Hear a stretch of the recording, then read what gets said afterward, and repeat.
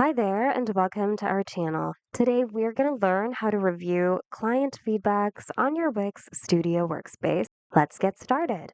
On your workspace, go to Client Experience on the left, and over here, select Client Feedback. So this is your client feedback dashboard. You should see the sites you've submitted to your clients for feedback here. Click the View Feedback button that corresponds to the site you want to work on.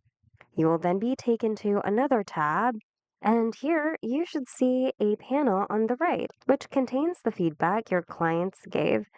For every comment they left, you can click on the Take Me There link so that you can see exactly where your client wants you to focus on or what the client is talking about.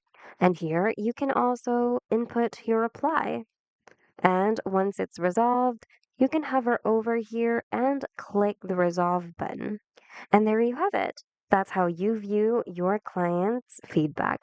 We hope you found this video helpful. If you did, hit the like button and consider subscribing for more Wix tutorials. Thanks for watching and see you guys in the next video.